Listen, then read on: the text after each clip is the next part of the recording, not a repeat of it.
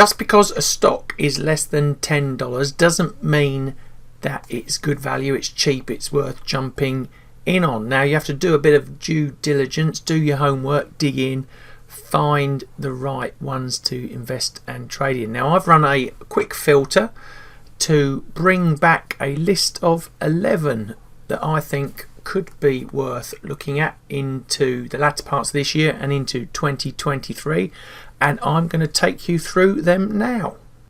First of all though, how did I filter these stocks? Well, I went into my bar chart tool, set some basic parameters as you can see before you. Now I went and found things like target prices of analysts, their high prices, does it have options, so that can allow me to create payoffs around these trades, price earnings forward, PE ratio, TTM, you can see the numbers in there, market sectors, I just ticked all of them. And then got current analyst ratings, moderate buy, strong buy, and number of analysts, so you know it's not just the odd one. Put greater than 4 in there. Market cap greater than 2 billion, and the 20-day moving average volume greater than 1 million, and that last price is less than $10. I then ran that filter, and you can see that pulled back 14 stocks over 2 pages there. And what I did after that was I downloaded those stocks and I ran into Excel and I ran a further filter on them. And here I am in my Excel spreadsheet. And what I further did, I created this column which was the estimates, the mean estimates versus the actual price to see what sort of upside they got. Didn't go for the high one because some of them are a bit outlierish. And then I pulled back everything over 150%, so that would give me some good upside over the medium to longer term for these stocks. And like I said, that's 11 stocks. There they are. We've got ARDAGH, Claravite, COTY, Iron Source, Kinross, Mr. Car Wash, Nokia, Olaplex, Playtika, Grupo Televisa and Under Armour. So let's have a quick look at the longer term charts for those now. Before we get into the actual individual stocks, I just wanted to see how those symbols were distributed by sector and industry, and it's a good mix. And on the left, stock sectors, 5 of them. Technology is about a third, consumer non-durables about a third, then we've got process industries, non-energy, minerals and consumer services. Then digging into the industries, 6, packaged software, apparel, footwear, other consumer services, precious metals, containers and packaging, and household personal care. So first up we got ARDAGH Metal Packaging. They supply metal beverage cans in Europe, US, Brazil, used in all sorts of end-use categories: beer, soft drinks, energy drinks, juices, the lot. And in terms of stock price, well, it hasn't been great so far, been on that downward slope, but we're thinking positive here, and upside targets 8-9 sort of area, 15s, and then maybe early 20s to that upside there. Claravite PLC is next up. They're an interesting one. Global information analytics workflow solutions company, providing content analytics professional services, those workflow solutions to enable like end user across government, academic institutions, life science companies, research companies, R&D, to discover, protect, commercialize their innovations. Are quite interesting. And in terms of stock price, sorry state for the last couple of years, it's got to get through this high zone, I think 14-15 area before it can start thinking more positively to get to 4-25, and then if it can get to those highs, a really good upside would be the mid 40 sort of zone. Then we've got COTY Inc. They manufacture, market, distribute, sell beauty products worldwide. Various prestige consumer beauty segments. You've probably heard a lot of their brands, and very famous names in there. And stock price has been generally sort of sideways flat, that sort of, you know, wedge type shape, trading just under its longer term moving average. You know, support around the sort of $6 area, and then really got to get through that $10 first. Highs around those 14 areas, which is last saw in 2019, and then a real good move in that $20, early $20 sort of zone. Then on to Iron Source, an info tech company, operate a business platform for app developers and telecom operators in Israel and internationally as well. Stock price, well, they're quite new to the market. Really, what is it, January 21, hasn't been a great introduction, and is heading now towards those lows in the $2 area. But the first break up around about $5, then that 61.8 Fibonacci line at $9, we've got that extra noise there, and then a real good push through the highs. It's into about $17, $18 area. No prizes for guessing what our next stock are into. Kinross Gold Corp, a gold mining company engaged in all sorts of mining activities, exploration, acquisition, extraction, processing. I'd say US, South America, you know, been around for a while, quite a large company.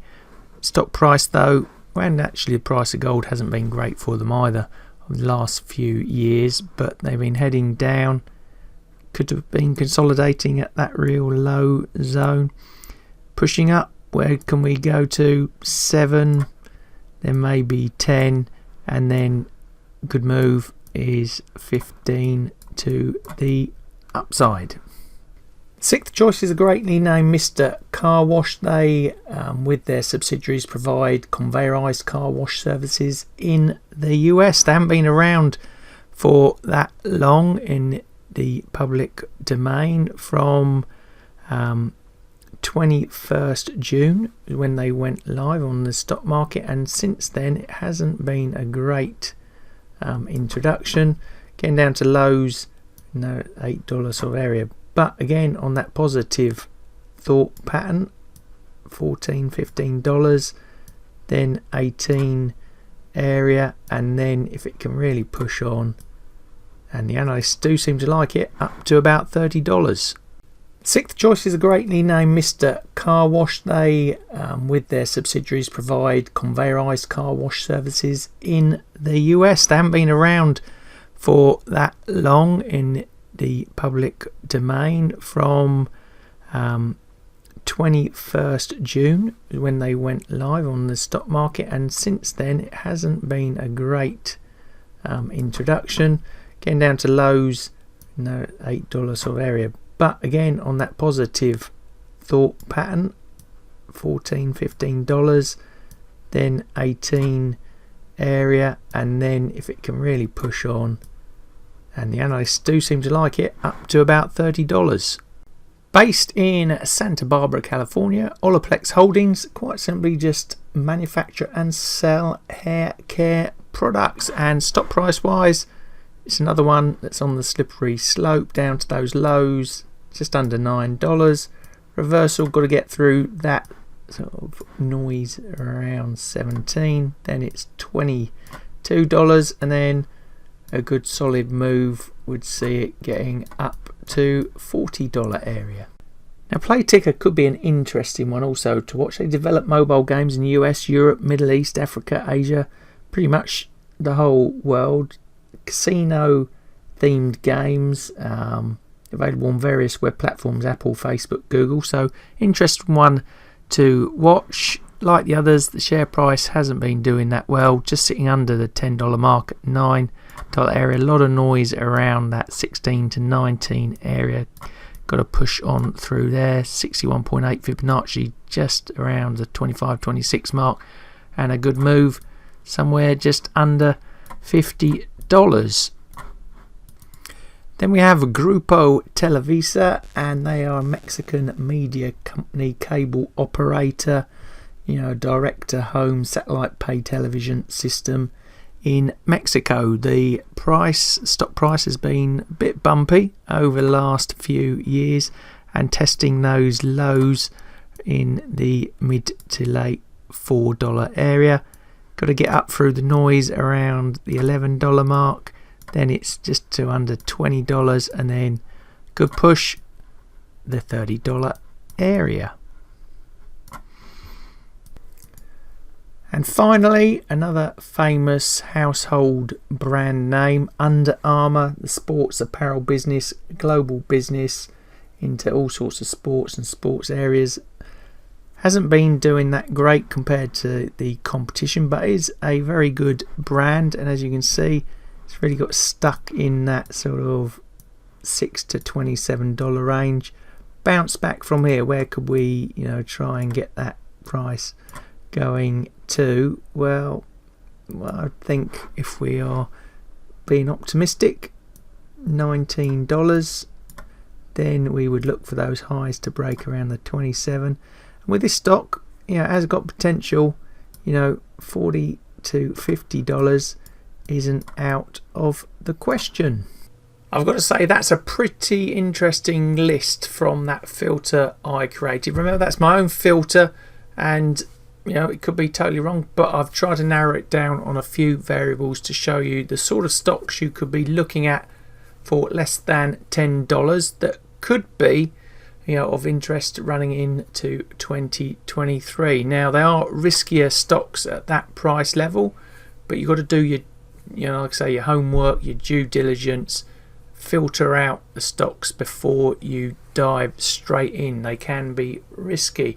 Now, you're probably watching this and thinking, what a hopeless list that was. Well, time will tell, and we'll see. And I'm not going to jump into these right now. They're going to be timed, but ones that I will be keeping on the radar. So let me know what stocks under $10 you think should be on the list, what ones shouldn't be on my list, and can you tell me why you think your ones should be there? Interested to find out. Love to hear from you. And if you've liked today's video, please give us the thumbs up. Don't forget to hit the subs and bell buttons, and all that's left for me to say is thanks for watching. Good luck with the trading. I'll see you in the next video.